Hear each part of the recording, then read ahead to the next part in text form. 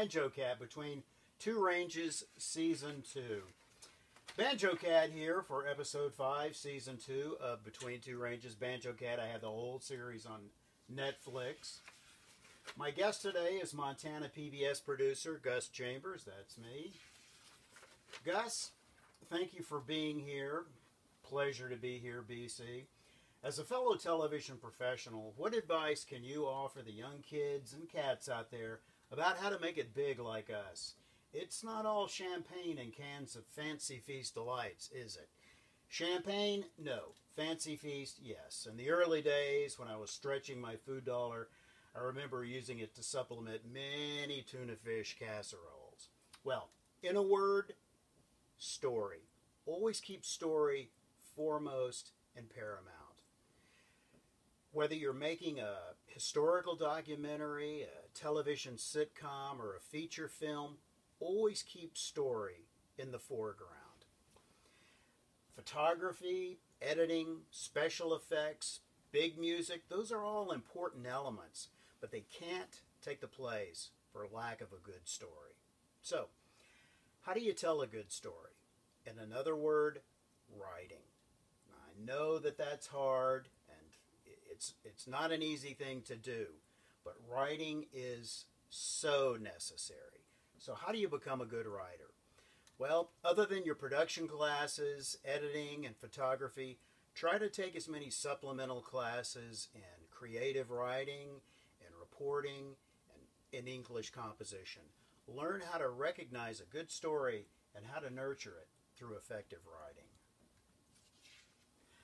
I've asked you here today to tell the folks at home about your work researching in the archives. So, can you do that? It would be my pleasure, BC.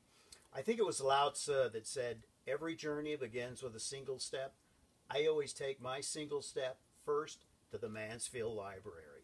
I produced a documentary, a 1-hour documentary many years ago about the 25th Infantry Bicycle Corps.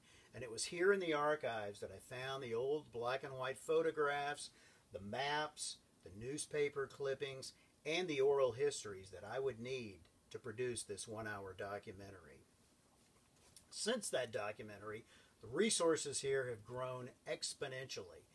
Thanks to Archives West, a consortium of digital photographs from 6 western states, the Montana Historical Society, the Montana Memory Project, the availability of archival photographs is overpowering.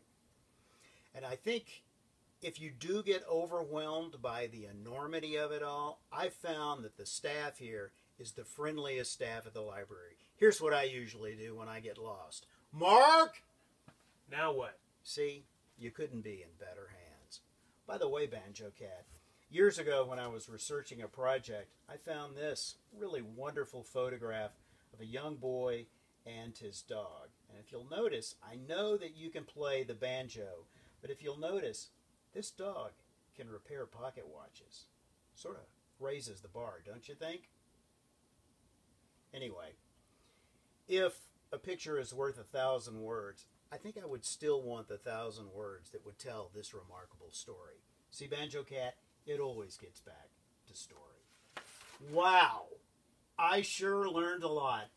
Well, that's all the time we have. Tune back in next week when Between Two Ranges talks with Government Documents librarian Suzanne Caro about the top secret emails recently leaked to Cat Fancy magazine. Sounds scandalous.